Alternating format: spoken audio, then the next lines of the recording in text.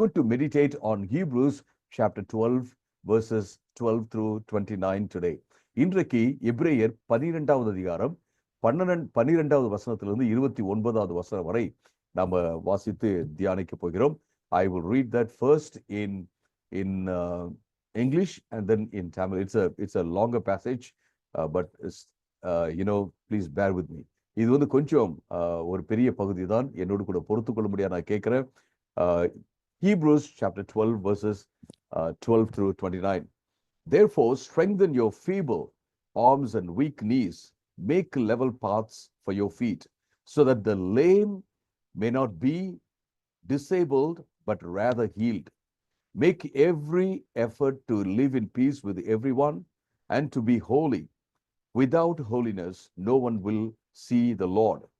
See to it that no one falls short of the grace of God, that no bitter root grows up to cause trouble and defile many. See that no one is sexually immoral or is godless like Esau, who for a single meal sold his inheritance rights as the oldest son. Afterward, as you know, when he wanted to inherit his blessing, he was rejected. Even though he sought the blessing with tears, he could not change what he had done. You have not come to a mountain that can be touched, and this is burning with fire, to darkness, gloom, and storm, to a trumpet blast, and to such a voice speaking words that those who heard it begged that no further word be spoken to them, because they could not bear what was commanded. If even an animal touches the mountain, it must be stoned to death. The sight was so terrifying that Moses said, I am trembling with fear. But you have come to Mount Zion, to the city of the living God, the heavenly Jerusalem. You have come to thousands upon thousands of angels in joyful assembly, to the church of the firstborn, whose names are written in heaven. You have come to God, the judge of all, to the spirits of the righteous made perfect, to Jesus, the mediator of a new covenant, and to the sprinkled blood that speaks a better word than the blood of Abel. See to it that you do not refuse him who speaks.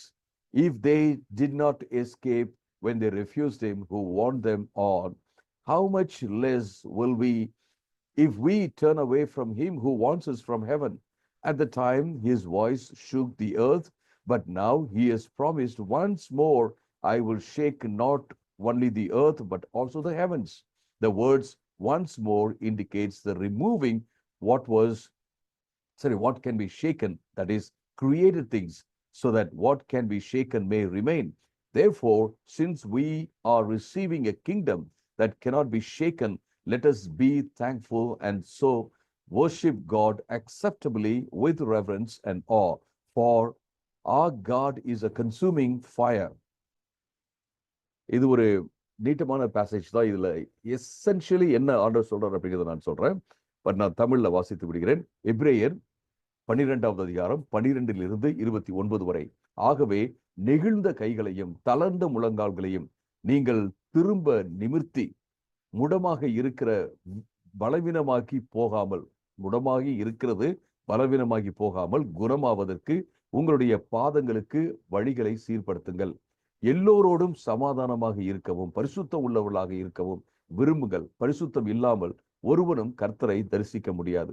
ஒருவனும் தேவனுடைய கிருபையை இழந்து போகாமல் இருக்கவும், எந்த ஒரு கசப்பான வேர் முளைத்து எழும்பி கலகம் உண்டாகுகிறதுனால் அநேகர் தீட்டுப்படாமல் இருக்கவும், ஒருவனும் வேசிக்கல்லனாகவும் ஒரு நேர உணவிற்காக தன் புத்திர சுவிகாரத்தை விற்று போட்ட ஏசாவை போல சீர்கெட்டவனாகவும் இராதபடிக்கு எச்சரிக்கையாக இருங்கள். ஏனென்றால் பின்பதாக அவன் ஆசீர்வாதத்தை சுதந்திரித்துக் கொள்ள விரும்பியும் தகுதியற்றவன் என்று தள்ளப்பட்டதை அறிவீர்கள்.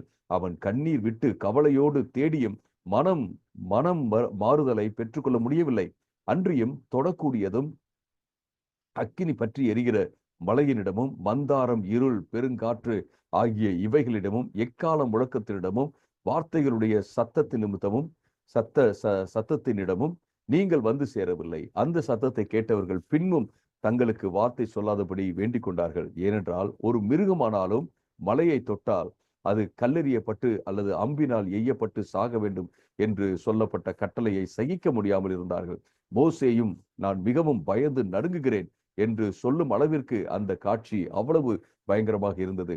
நீங்களோ சீயோன் மலையினிடமும் ஜீவனுள்ள தேவனுடைய நகரமாகிய பரம எருசலேமிடமும் ஆயிரம் ஆயிரம் தேவதூதர்களிடமும் பரலோகத்தில் பெயர் எழுதியிருக்கிற தலைப்பிள்ளைகளின் சர்வ சங்கமாகிய சபையினிடமும் எல்லோருக்கும் நியாயாதிபதியாக தேவனிடம் பூரணர்கள் ஆக்கப்பட்ட நீதிமான்களுடைய ஆவிகளிடமும் புதிய உடன்படிக்கையின் மத்தியஸ்தராக இயேசுவினிடமும் ஆபேலுடைய ரத்தம் பேசினதை விட நன்மையானவைகளை பேசுகிற இரத்தமாகிய தெளிக்கப்படும் இரத்தத்தினிடமும் வந்து சேர்ந்தீர்கள்.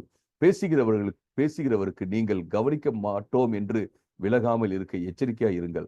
ஏனென்றால் பூமியிலே பேசினவருக்கு கவனிக்க மாட்டோம் என்று விலகினவர்கள் தண்டனைக்கு தப்பித்துக் கொள்ளாமல் இருக்க பரலோகத்தில் இருந்து பேசுகிறவரை நாம் விட்டு விலகினால் எப்படி தப்பித்துக் கொள்வோம்? அவருடைய சத்தம் அப்பொழுது பூமியை அசைய பண்ணினது. இன்னும் ஒரு முறை நான் பூமியை மட்டுமல்ல வானத்தையும் அசைய பண்ணுவேன் என்று இப்பொழுது வாக்குத்தத்தம் செய்கிறார்.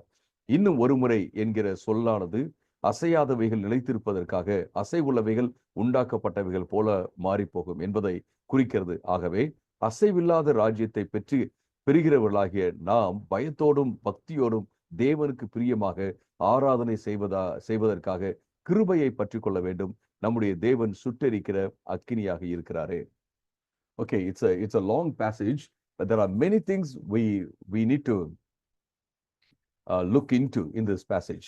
நம்ம இது வந்து ஒரு பெரிய வேத பகுதி. இதுல நிறைய காரியங்களை நம்ம கவனிக்க வேண்டியது இருக்கிறது. But we will not go into all those details. நம்ம அப்படிப்பட்ட எல்லா விவரங்களுக்குள்ளேயும் நம்ம போக போறது கிடையாது. Because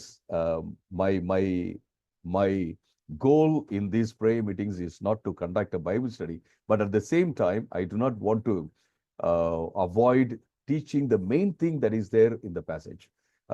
என்னுடைய இலக்கு வந்து இந்த காலை பிரேயர்ல ஒரு பைபிள் ஸ்டடி நடத்தணும் அப்படிங்கிறது கிடையாது. ஆனா அதே நேரத்துல அந்த வேத பகுதியில் இருக்கிற அந்த சாராம்சம் இருக்குல்ல, அதை நான் சொல்லாம போனாலும் அது தவறாக போய்விடும். எனவே let me first share with you the summary of what this passage says.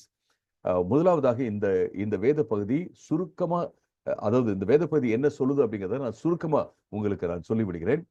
This passage actually makes a contrast between how the old covenant was made and how the new covenant was made. முதலாவதாக இந்த வேத பகுதி எப்படி பழைய உடன்படிக்கை செய்யப்பட்டது, அப்புறம் புதிய உடன்படிக்கை எப்படி செய்யப்பட்டது என்பதை சொல்றதை பார்க்கிறோம். So it was at Mount Sinai, through the sprinkling of goat's blood and all that, the old covenant was made, and the people could not even touch the mountain in which God appeared to Moses. And if they would touch, they would be, killed, because that mountain, the whole place was considered holy. நம்ம பழைய ஏற்பாட்டுல என்ன பார்க்கிறோம் அப்படின்னா, பழைய உடன்படிக்கையை ஆண்டவர் செய்யும் போது அங்க மோசையோடு பேசினார். அப்புறம் ஆற்றினுடைய ரத்தம் வந்து இவங்க மேல தெளிக்கப்பட்டது. இதெல்லாம் நம்ம பார்க்கிறோம். மோசை எந்த மலையில, அந்த சீனா மலை மேல இருந்து அவர் பேசினார்ல ஆண்டவர்கிட்ட, அந்த மலை முழுவதும் பரிசுத்தமாக கருதப்பட்டது. அந்த மலையை யாரு தொட்டாலும் அவர்களும் கொல்லப்பட்டார்கள். ஏன்னா அந்த மலை வந்து பரிசுத்தம் என்று பரிசுத்தமாக கருதப்பட்டது, பரிசுத்தமாக இருந்தது அப்படிங்கிறத பார்க்கிறோம். And then the contrast is this. இப்ப வேறுபாடு என்ன அப்படின்னா, now you come to Jesus Christ through the blood of Jesus Christ. Jesus made the new covenant and he is the mediator, and you can now come to Jesus Christ with direct access. இப்ப இயேசு கிறிஸ்து என்ன செய்யிருக்காருன்னா, அவருடைய ரத்தத்தினால அவர் வந்து புதிய உடன்படிக்கையை ஏற்படுத்தி இருக்கிறார். அவர் தான் அதுக்கு மத்தியஸ்தர். மோசே அங்க இருந்தது போல இங்கே அவர் மத்தியஸ்தராக இருக்கிறார். அவர் என்ன செய்யறாருன்னா, இந்த உடன்படிக்கையை நமக்காக உருவாக்கி இருக்கிறார். இந்த உடன்படிக்கையின் மூலமாக நாம தேவனோடு கூட இருக்கிறோம். இது புதிய உடன்படிக்கைன்னு சொல்றாரு. Just as the kingdom of Israel was constituted, established in the old covenant, here there is another kingdom that is established. அங்க பாத்தீங்கன்னா இஸ்ரவேல் அப்படிங்கிற அந்த ராஜ்யம் அமைக்கப்பட்டது போல இங்கே வந்து வேற ஒரு ராஜ்யம் அமைக்கப்பட்டிருக்குது. What is that kingdom? That is called the unshakable kingdom of God. அது என்ன ராஜ்யம் அப்படின்னா தேவனுடைய அசைக்கப்பட முடியாத ஒரு ராஜ்யம் என்பதை அவர் அங்க சொல்றார். So we are all part of the kingdom of God today. இன்னைக்கு வந்து நம்ம தேவனுடைய ராஜ்யத்துல இருக்கிறோம். we can go to Jesus directly. இயேசு கிட்ட நம்ம டைரக்டா நம்ம போக முடியும். And we don't need to be like, oh, if you go to Jesus will strike us down. He's so holy, um, and we have no access to God. நம்ம இப்படி யோசிக்க தேவையில்ல. ஆண்டவர்கிட்ட நம்ம போக முடியாது. ஆண்டவர் வந்து பரிசுத்தமா இருக்கிறாரு, நம்ம அவர்கிட்ட போனோம்னா அடிச்சுவாரு, அப்படிலாம் யோசிக்க தேவையில்ல. நம்ம அவர்கிட்ட நேரடியாக நம்ம போக முடியும் என்பதை நம்ம பார்க்கிறோம். And we are part of the kingdom of God. நம்ம தேவனுடைய ராஜ்யத்துல நம்ம பங்காக இருக்கிறோம் அப்படிங்கிறத நம்ம பார்க்கிறோம். So this is the crux of this passage's message. இந்த வேத பகுதியினுடைய செய்தி என்னன்னா இதுதான். ஒரு சுருக்கமாக சொல்ல போனா இதுதான் அப்படின்றத பார்க்கிறோம். But as the people of the kingdom, what do we need to do? நாம இந்த தேவனுடைய ராஜ்யத்துல அசைக்கப்படாத அது தேவனுடைய ராஜ்யத்துல இருப்பவர்களாக நாம என்ன செய்ய வேண்டும் என்பதை நம்ம பார்ப்பது மிக முக்கியமான ஒரு காரியம். The first thing I want to emphasize is in verses 12 and 13. Verses 12 and 13. 12வது 13வது வசனங்கள்ல இருக்கிற அந்த வசனத்தை நம்ம பார்க்கணும். தேவனுடைய ராஜ்யத்துல இருக்கிற நாம என்ன செய்ய வேண்டும் என்பதை. What do we see there?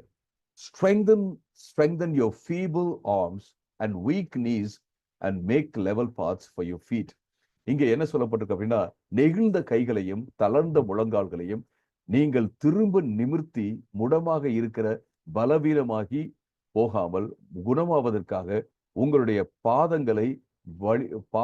பாதங்களுக்கு வழிகளை சீர்படுத்துங்கள் என்று சொல்வதை பார்க்கிறோம். In other words, here God says, come on, stand up. Don't keep your arms and knees feeble. Don't be crippled. Come on, stand up. That's what God says. இங்க என்ன அப்படின்னா, நீங்க முடமாகி இருக்காதீங்க, நீங்க எந்திரிச்சு ஓடுங்க என்று சொல்வதை நம்ம பார்க்கிறோம். நீங்க வந்து make level paths for your feet. நீங்க உங்க வாழ்க்கையை சீர்படுத்தி நீங்க ஓடுங்க அப்படின்னு சொல்றதை நான் பார்க்கிறோம். That's what we find here in this word. Many times in our lives we become so tired, weary, and we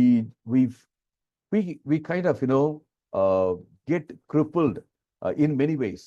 நம்ம சில வேளை நம்முடைய வாழ்க்கையில சோர்ந்து போய் டயர்டாகி என்னதான் பண்றதுன்னு சொல்லிட்டு நம்ம பல்வேறு விதங்கள்ல நம்ம முடமாகி போயிடுறோம். Maybe we are crippled in our emotions, crippled in our spiritual life, crippled in in what we do for our living.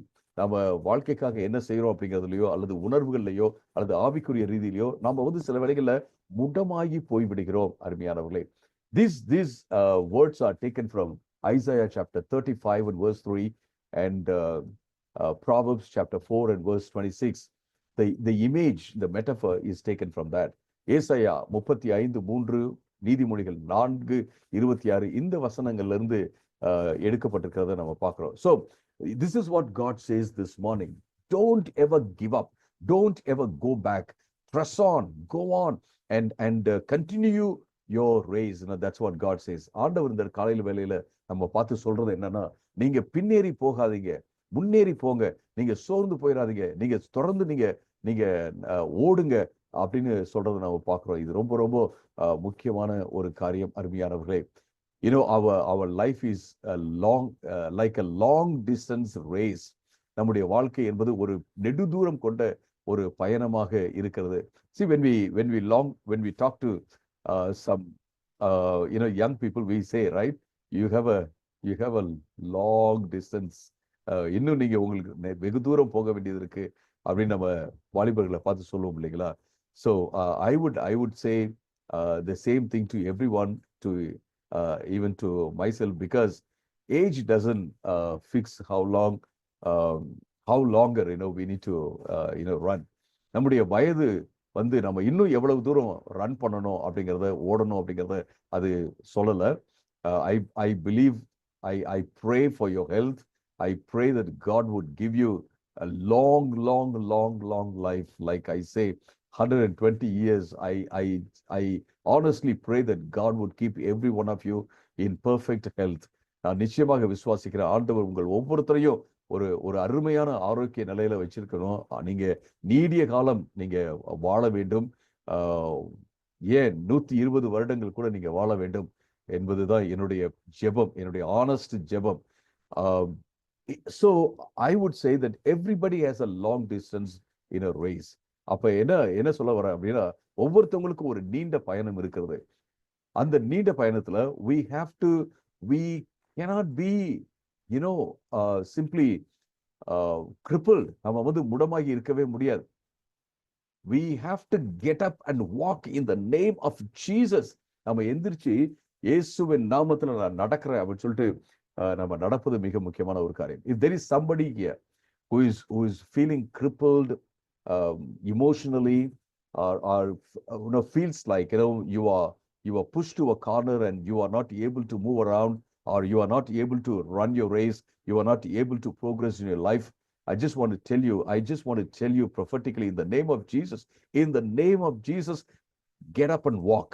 இயேசுவின் நாமத்துல நான் இந்த காலை வேளையில சொல்றேன், யாராவது இந்த இடத்துல ஒருவேளை நான் வந்து முடமாய் இருக்கிறேன், உணர்வுல நான் முடமாய் இருக்கிறேன், ஏதோ ஒரு மூலையில தள்ளப்பட்டது மாதிரி இருக்கு, நான் எதிர்த்து ஓடவே முடியல, என் வாழ்க்கையில ஒரு முன்னேற்றமே இல்லை அப்படின்னு நீங்க சொல்வீர்கள் என்றால், நான் உங்களை பார்த்து நான் சொல்றேன், இயேசுவின் நாமத்துல எழுந்து நடங்க அப்படின்னு நான் சொல்றேன். இயேசுவின் நாமத்துல எழுந்து நடங்க. Get out of your tiredness. God gives you strength to the weary. ஆண்டவர் சோர்ந்து போனவங்களுக்கு ஆண்டவர் பலத்தை கொடுப்பவராக இருக்கிறார் அப்படின்றத பார்க்கிறோம். At the same time, as God's people in the unshakable kingdom of God, we need to strengthen others who are limping. We need to help other people walk straight paths. நம்ம தேவனுடைய ராஜ்யத்துல அசைக்கப்பட முடியாத தேவனுடைய ராஜ்யத்துல இருக்கிற மக்களாகிய நாம என்ன செய்யணும் அப்படின்னா, யாரெல்லாம் நொண்டிக்கிட்டு போறாங்களோ அவர்களை வந்து குணப்படுத்தி அவர்களுக்கு பலத்தை கொடுக்கிறது ரொம்ப ரொம்ப முக்கியமான ஒரு காரியம். அருமையானவர்களே, second thing I want to share with you is pursue peace and holiness. This is the mark of the kingdom of God.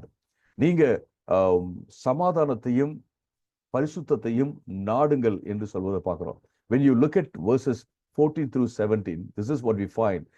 God says, make every effort to live in peace with everyone and to be holy. Without holiness, no one will see the Lord. முடிஞ்ச வரைக்கும் எல்லோரோடும் சமாதானமாக இருக்கவும் பரிசுத்தம் உள்ளவர்களாக இருக்கவும் விரும்புங்கள். பரிசுத்தம் இல்லாமல் ஒருவனும் கர்த்தரை தரிசிக்க முடியாது. First of all, we need to desire to be in peace with everyone and desire to be holy. நம்ம வந்து எல்லோருடையும் சமாதானமா இருக்கணும் அப்படிங்கிறத விரும்ப வேண்டும், பரிசுத்தமா இருக்க வேண்டும் என்பதை விரும்ப வேண்டும். The next thing is, we need to make every effort to live in peace with everyone and to be holy. நாம எல்லா முயற்சிகளையும் எடுக்க வேண்டும், மற்றவங்களோட முடிஞ்ச அளவுக்கு சமாதானமா இருக்கிறதுக்கு எல்லா முயற்சிகளையும் எடுக்க வேண்டும், நாம பரிசுத்தமா இருக்கிறதுக்கும் எல்லா முயற்சிகளையும் எடுக்க வேண்டும் அப்படிங்கிறத பார்க்கணும். இது ரொம்ப ரொம்ப முக்கியமான ஒரு காரியம். Sometimes we think holiness is taking us away from other people. பலவேளை நம்ம யோசிக்கிறோம், பரிசுத்தம் என்பது மற்றவங்கிட்ட இருந்து நம்மளை எடுத்து போடுகிறது, அப்படின்னு பிரிச்சிருது அப்படின்னு சொல்லிட்டு நம்ம நினைக்கிறோம். யூஸ்வலா கிறிஸ்டியன்ஸ் அப்படி நினைக்கிறாங்க. Of course, we are separated from other people in our thoughts and emotions and in many things. We need to be like Jesus, right? So நம்ம டெஃபினெட்லி மற்றவங்களை போல இல்லாம நம்ம வித்தியாசமா தான் இருக்கணும். நம்ம இயேசுவை போல இருப்பதற்காக அழைக்கப்பட்டிருக்கிறோம், அதுல எந்த சந்தேகமும் கிடையாது. But many people think that once they have come into Jesus Christ, they cannot go to any birthday party of the relatives. They cannot go to the weddings of their relatives. They cannot have any kind of social interactions with the relatives. சிலர்லாம் என்ன நினைச்சுக்கிறாங்க அப்படின்னா, அவங்க இயேசு கிறிஸ்துக்குள்ள வந்ததுக்கு அப்புறம் யாருடைய birthday பார்ட்டிக்கு போகக்கூடாது, தங்களுடைய சொந்தக்காரங்க உடையது, அவங்க வந்து கிறிஸ்டியன்ஸா இல்லை அப்படின்னா போகக்கூடாது, அவங்களுடைய திருமணத்துக்கு போகக்கூடாது, அவருடைய மற்ற ஃபேமிலி ஃபங்க்ஷன்ஸ்க்கெல்லாம் போகக்கூடாது அப்படின்னு சொல்லிட்டு அவங்க நினைச்சு நினைச்சாங்க, ஒன்லி இங்கதான் சர்ச்சு, அது வேற எது அப்படின்னு இருக்காங்க. See, holiness and peace are actually relational. and not simply moral demands of the kingdom. Of course, they are moral demands, but they are not simply moral demands, but they are relational demands. நான் வந்து நான் மட்டும் தனியா இருந்தேன்னா யார்கிட்ட சமாதானமா இருக்க முடியும்? Just think about it. எனவே சமாதானம் அப்படிங்கிறதும் பரிசுத்தம் அப்படிங்கிறதும் உறவு சார்ந்த ஒரு காரியம். அது வந்து அறநெறி சார்ந்த காரியமா அப்படின்னா ஆமாம் தான், இல்லைன்னா சொல்லலை. பட் அது அறநெறி மட்டும் சார்ந்தது கிடையாது, அது உறவு சார்ந்த ஒரு காரியம் அப்படின்னு சொல்லிட்டு நம்ம பார்க்குறோம். இது ரொம்ப ரொம்ப முக்கியமான ஒரு காரியம் அருமையானவர்களே. So I cannot say I am a Christian if I have fight with my neighbour all the time. நான் வந்து என் வீட்டு பக்கத்தில் உள்ளவங்ககிட்ட எப்போ பார்த்தாலும் சண்டை போட்டே இருந்தேன் அப்படின்னா நான் வந்து ஒரு கிறிஸ்டியன்லாம் சொல்லவே முடியாது. அதே போல among our relatives, some people will say, I have heard people say, they go to church and we can't talk to them. They talk something strange. We can't understand. சிலர் நான் பார்த்துருக்கிறேன், இவங்கெல்லாம் வந்து கிறிஸ்டியனா இருக்காங்க, சர்ச்சுக்கு போறாங்க, இவங்க பேசுறதே வந்து வேற மாதிரி இருக்கும், ஒரு மாதிரி பேசுவாங்க அப்படின்னு சொல்றதை நான் கேட்டிருக்கிறேன். சில இடங்கள் நான் கேட்டிருக்கிறேன். We speak the same language. We don't need to have an imitation of some kind of piety in our language. We don't need to change the language. We can speak to the people very nicely, and we need them and they need us. நம்ம மொழியெல்லாம் மாற்ற தேவையில்லை, வேற மாதிரி ஏதோ ஒரு மாதிரிலாம் Bible language எல்லாம் use பண்ணிலாம் பேசலாம் அவசியமே கிடையாது. நம்ம அவங்க கிட்ட நம்ம உறவு கொள்வதும் அவர்கள் நமக்கு தேவை, நாம அவர்களுக்கு தேவை அப்படிங்கிறத நம்ம புரிஞ்சுக்கிறது ரொம்ப ரொம்ப முக்கியமான ஒரு காரியம். At the same time we have to be holy. அதே நேரத்தில் நம்ம வந்து பரிசுத்தமாக இருக்க வேண்டும். So we need to understand the word holy. பரிசுத்தம் அப்படின்னா என்ன அப்படின்னா, பரிசுத்தம்னா என்ன அர்த்தம் அப்படிங்கிறத நம்ம புரிஞ்சுக்கிறது ரொம்ப ரொம்ப முக்கியமான ஒரு காரியம். பரிசுத்தம், the word holiness actually means we are different, we are separated, and we are separated to live with God. நம்ம தேவனோட வாழ்வதற்காக வேறு பிரிக்கப்பட்டிருக்கிறோம், நம்ம வித்தியாசமான மக்கள் அப்படிங்கிறத மட்டும்தான் அது காண்பிக்கிறது. It's not about anything else. It's not about our language or attire and things like that. இது வந்து நம்ம போடுற ட்ரெஸ்ஸோ அல்லது நம்ம வந்து பேசும் முறையோ, அதெல்லாம் பேசும் முறைன்னா லாங்குவேஜ், அதெல்லாம் கிடையவே கிடையாது. See, one day I was a pastor called me. I didn't know that he was a pastor. So he called me. Hello, he said. I said, hello, yes, good morning. I said, the ஒரு pastor கால் பண்ணாரு, நான் வந்து hello அப்படின்னாரு. நான் எடுத்துட்டு hello, S, good morning அப்படின்னு நான் சொன்னேன். குட் மார்னிங் சொன்னோன்னா அவரு, are you pastor Joseph Raj, he asked. Yes, I said. நீங்க தான் பாஸ்டர் ஜோசப் ராஜா அப்படின்னு கேட்டாரு. ஆமா அப்படின்னு நான் சொன்னேன். அப்ப அவர் என்ன சொன்னா, தமிழ்ல ஒரு பிரைஸ் அலாட் சொல்லலாமே, கிறிஸ்டியன் தானே, அப்ப இதே டோன்ல அப்படி சொன்னாரு. You can say praise the Lord, we are all Christians அப்படின்னு சொன்னாரு. So first of all, I didn't know that it was a pastor calling me. It was a Christian calling me. I thought somebody a general call. நான் எனக்கு வந்து இவர் வந்து Christian ஒருத்தர் கூப்பிடுறாரு அப்படின்னு தான் நான் நினைச்சேன். பட் கிறிஸ்டியன் கூப்பிடுறாருன்னு எனக்கு தெரியாது, பாஸ்டர் கூப்பிடுறாருன்னு எனக்கு தெரியாது. ஸோ நான் வந்து குட் மார்னிங் அப்படின்னு சொன்னேன். Then I said, see, this is what we need to understand. Just by changing the language, from good morning to praise the Lord, we are not getting holy. நம்ம வந்து praise the Lord சொல்ற, அதாவது good morning சொல்றதை விட்டு நம்ம praise the Lord சொல்றதுனால நம்ம வந்து ஹோலியாலாம் மாற போறதே கிடையாது. When Jesus taught the people how to greet, he said, when you meet somebody, when you enter a house, you just say, peace be unto you. இயேசு கிறிஸ்து சொன்னார், நீங்க ஒரு வீட்டுக்கு போகும்போது, ஒருத்தரை சந்திக்கும் போது நீங்க என்ன சொல்லுங்க, உங்களுக்கு சமாதானம் உண்டாவதாக அப்படின்னு சொல்லுங்க அப்படின்னு அவர் சொன்னாரு. in the Aramaic language, this is shalom alaikum. ஷலோம் அலைக்கம். இந்த அரமிக் லாங்குவேஜ் அதான் இயேசு கிறிஸ்து பேசின மொழி. அதுல பாத்தீங்கன்னா ஷலோம் அலைக்கம் அப்படின்னு தான் அது வரும். ஸோ அப்படிதான் சொல்லுங்கன்னு சொன்னாரு. அதனுடைய இன்னொரு வேர்ஷன் என்ன அப்படின்னு கேட்டீங்கன்னா, குட் மார்னிங், அதாவது உங்களுக்கு காலை வணக்கம், இந்த நாள் நல்ல நாளா இருக்கட்டும், சமாதானமா இருக்கட்டும் அப்படிங்கிறது தான். This is very important. These are all peripheral things. இதெல்லாம் வந்து பாத்தீங்கன்னா இதெல்லாம் வெளியோட்டமான ஒரு காரியங்கள். But inside we need to be holy. உள்ளுக்குள்ள வந்து நம்ம வந்து பரிசுத்தமாக இருப்பது ரொம்ப ரொம்ப முக்கியமான ஒரு காரியம். For example, Esau lost his birthright and then he cried so much and he could not get it back. ஏசா பாத்தீங்க அப்படின்னா அவன் அழுதான், புலம்பினான். ஆனா அவனுக்கு வந்து அந்த பர்த் ரைட் கிடைக்கவே இல்லை அப்படிங்கிறத நம்ம பார்க்கிறோம். But inside he never valued what he was. அதுதான் பிரச்சனை. அதாவது உள்ளுக்குள்ள பாத்தீங்க அப்படின்னா அவன் வந்து யாரா இருந்தானோ அதை வந்து அவன் மதிக்கவே இல்லை அப்படின்றத நம்ம பார்க்கிறோம். And this, the last thing I want to share with you is this: when God comes back, he is going to be again powerful. He's going to be powerful. He will shake the earth again. The Bible says, verses 55 through 57. ஆண்டவர் திரும்ப வரும்போது இந்த பூமியவே அவர் ஆட்டுவார், அவர் அசைப்பார் அப்படிங்கிறத பார்க்குறேன். It's going to be a powerful coming. இது வந்து ஒரு வல்லமை உள்ள ஒரு வருகையாக இருக்க போகிறது அப்படிங்கிறத நம்ம பார்க்கிறோம். He is a consuming fire, the Bible says, the last verse in the same chapter. ஆண்டவர் வந்து இயேசு கிறிஸ்து அவர் consuming fire-ஆக இருக்கிறார். When he comes to judge, that's what he is going to be. He will do that when he comes back. But now this is what the Bible says: we can approach God and we need to continue to progress in our race. நாம இப்போதைக்கு இருக்கிற இந்த வாழ்க்கையில் நாம என்ன செய்யணும் அப்படின்னா ஆண்டவருக்காக நம்ம தொடர்ந்து ஓட வேண்டும் என்பதை நாம பார்க்கிறோம். இது ரொம்ப ரொம்ப முக்கியமான ஒரு காரியம். அருமையானவர்களே, we can look at Jesus hanging on the cross. இயேசு கிறிஸ்து வந்து சிலுவையில தொங்கிட்டு இருக்கிறத நம்ம பார்க்கலாம். We can look at Jesus healing people, so compassionate. We can see that. இயேசு கிறிஸ்து வந்து மக்கள் எல்லாம் சுகப்படுத்துறதை நம்ம பார்க்கலாம். ரொம்ப மனது உருக்கத்தோட அவர் செய்யறதை நம்ம பார்க்கலாம். And we should also see Jesus as king. நம்ம இயேசு கிறிஸ்து வந்து ராஜா என்பதை நம்ம பார்க்க வேண்டும். He is not simply a king, he is the king of kings. அவர் வந்து ஒரு ராஜா மட்டுமல்ல, அவர் எல்லா ராஜாக்களுக்கும் ராஜாவாக இருக்கிறார் என்பதை நம்ம பார்க்கிறோம். அவர் he will come back very soon. அவர் சீக்கிரமாக வரப்போகிறார். He is a consuming fire.